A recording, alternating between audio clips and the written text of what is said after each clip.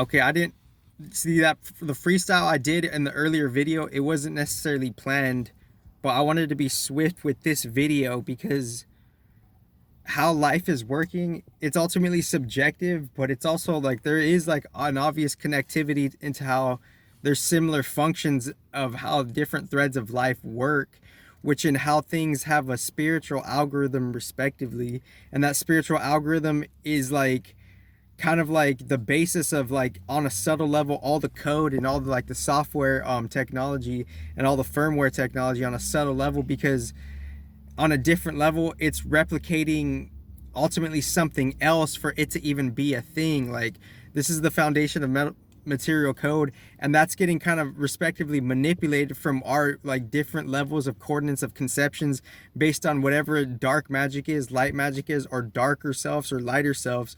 Because the trick of this whole ascension thing is it's balancing both of those in a way that's never been balanced before.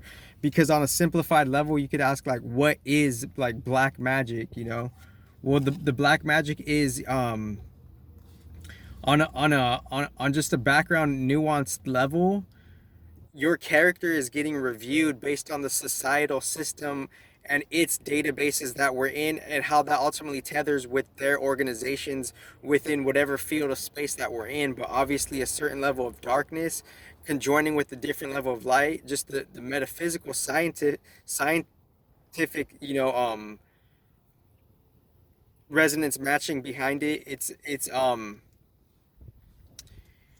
I'm just I'm just trying to see like the black magic itself. It's a nuanced background level where we're getting reviewed, and based on what we're getting reviewed, it's subjecting a material code to open up certain things for you and close certain things for you on a systematic level, material level, and then everyone's just playing the part within the whatever setting we land in, you know, because the settings in themselves are just the locations and the structures that are landing in the locations, and how we're, you know, decorating the structures with our subjectivity and like our false psychology or whatever else is like, you know, constructive that's on the other side of that, you know. Because and then, you know, it's how are we using that to like, you know, review other people, or more or less be confused to accept the other reviews of what someone else thinks of us, create a false emotional body of ourselves within that as a fake energy ghost within like, because like ultimately there's a proxy id being created. What is an id? Just a false identity character. Not, that's not necessarily good or bad, but there's a particular proxy context id where two people are making based on the subtle mental clash and fusion of like the opposing thoughts of what other people think of themselves and other people. That creates a whole different image. And it's like what other people think, it's like a whole different thing that correlates to certain like agamas and like, you know, yogic traditions, you know, that like the more natural earlier yogic traditions, which is a deep what do you call that, cooperation on a different level. That's not necessarily how we're looking at it. But like just very swiftly, I wanted to simplify like what like dark magic would be, and then like kind of connecting it to like, you know, how like we're just kind of like working with what we have. We're just kind of like, because ultimately like we could also look at like where we're going through, as far as like however we're having a quote unquote fixed travel through some type of galaxy. Because so like just kind of visualize like how like it like the solar system itself could already be like a different type of amusement park, and the amusement park itself has different mechanics and rules that we don't necessarily know.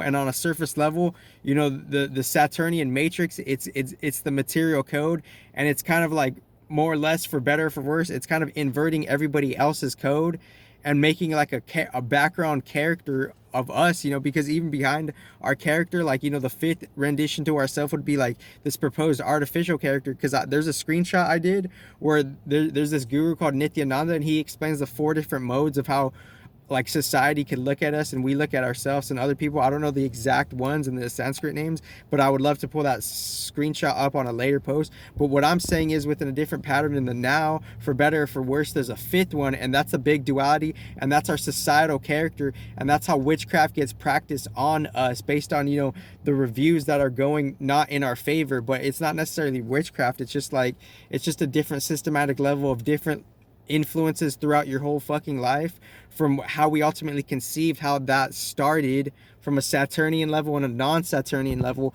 how it's gotten us to this far for whatever blessings we've got, regardless of the exchange or whatever there of lack of, you know, necessities we have for whatever reason, you know, because obviously the planets could offer needs and fulfilled, hopefully in a constructive way, but that's the trick. It's like we fall out of that balance, and if we don't go to the planets that are for balance, pro balance, then we're not going to be ultimately mathematically gonna, on a just a hyper mathematical, higher mathematical level, we're not going to be able to build our bigger balance, our bigger spiritual longevity of the beneficial constructive relationships. Because what comes from a beneficial constructive relationship?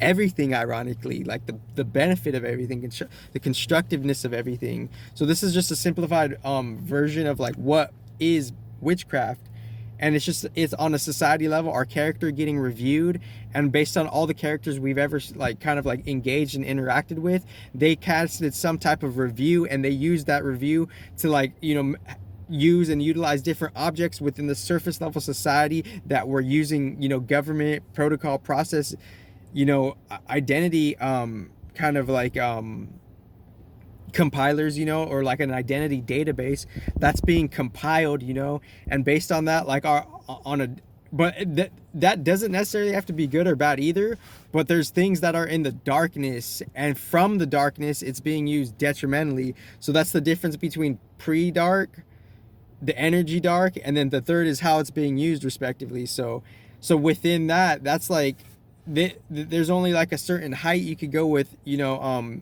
the polarization, because polarization in a different mathematical sequence of division, or like some type of, like, you know, cap off, it will plateau. And if it plateaus, because the more divided something is, you're just taking less of it till it's ultimately like nothing. It's like more so incomplete, and then it's just part of the inanimate, like it just becomes one with like some type of different, like, you know, field of like steel, right? Stillness, like cold, like, and we're going, and that's like that's the field of the coldness in itself, going away, like a particular middle path density field, not good, not bad, or it's just like more like, it's just more solidified into a different element, and it's like it's lesser than it's lesser than like an in-between point, you know, but not like in a higher or lower way. It's just like on just like a mathematical way. So that's just like the simplification of what witchcraft could be. And like, and one more thing is like, we could all infinitely have different subjective enlightenments. Who's to say, like, you can't really put a definition on enlightenment because we're infinitely diverse and different. Because like you could experience like a cleansing and a purification of your human body, but like if God warrants something, if God focuses on a different project as opposed to a different project, then God feeling a certain, you know, significance and level and percentage of the source of enlightenment itself, then the two objects God's focusing on are going to have two significantly different enlightenments. For example, if like God's over like somewhere else creating like a different galaxy respectively, or galaxies, and then you're here with your, like, you know, whatever you got going on, why would God shift like a whole different galaxy on a different plane when you're not necessarily, like, we're not even in resonance and in matching to actually like be at that conscious energetic level? So like, so God, we on a default level, on a middle plane level, we all have quote unquote energetic less enlightenment, end quote, on a capacitance level, on an actual measure the volume within your vessel capacitant level of quote unquote energetic enlightenment. Enlightenment having different components of certain field of a certain quota of energy, a certain quota of intelligence, and a certain level of grounding yourself in the society, and all of us doing that on, like, you know, constructive or deconstructive ways, and somehow maybe that getting hacked more or less, but not completely, because the vital component of enlightenment needs the pure energy, and the pure energy, you need to be like one with the purity at different levels, so you can never really hack that. So that's the like the respective unhackable part. That's like the kind of like the dichotomies and the different, you know, subtle dichotomies and dynamics of like Atma, you know, Atma being, you know, like a different expression of like what it's made up of, you know. And and forgive me if I use the word like dichotomy wrong, but I think it's just like a nuanced identification, if I'm not mistaken. But I'm gonna have to relook that one up. So, and I like being honest with myself, but I'm like doing this for a higher purpose, you know. But yeah, that's the simplicity of what like black magic is, and like, and enlightenment isn't necessarily always good, you know. Like to amplify whatever, you know, memory remnant you have, there's an endarkenment field as well. We're being endarkened because once the light is shed on a certain level of your darkness, that light and dark has a subtle fusion within you, and that light and dark will have a new, you know, oscillation and yin and yang based on what the light is shining in what level of darkness within what particular chakra. And then as the light shines in a certain level of chakra of your darkness, that's an endarkenment, because a different duality cycle is happening within the energies of your chakras, and that's getting activated more so right now within whatever time. I don't know what you really want to call the time that we're in right now, but there's just a time of more light. And what's particularly causing that, not necessarily the planet arrangements, that's just kind of the surface level prop up. It's before that, and what's amplifying, you know, it's what's amplifying all of them on a different level, and what's amplifying all of them at a different level is their higher selves respectively. But that's a different thing, you know. But like the times that we're in, it's like we're having the intelligence, a vital component to a modern enlightenment, to actually use this in a compatibility, you know. Like we're like, you know, like planets being in certain positions and knowing what theme they're at within a societal, you know, underground systematic level of a constellation. If we act in accordance to like how, you know, that chakra or a planet being in a constellation is kind of ringing in our chakras in a certain way, and how it's ringing, if we could be in like compliance with that, then we could smoothly like move through the quote unquote gradual unenveloping, end quote, slash quote unquote activation, end quote. The gradual activation of our chakras is by us knowing how it's already being unraveled on a casual way, but obviously not on an optimal way, on an esoteric optimal way. And by knowing that within whatever time that we're in, by knowing where the planets are at, we can hygienically, comfortably open or be one with the chakras. And how do you prove the chakras exist? I actually have an underground video of that, like within the files. So that will, like in a nearby future, that will be brought in up, because the content has to be like, it has to be like, you know, it has to be you know, something has to like enhance it, you know, in a certain way. So I just wanted to be really quick with that.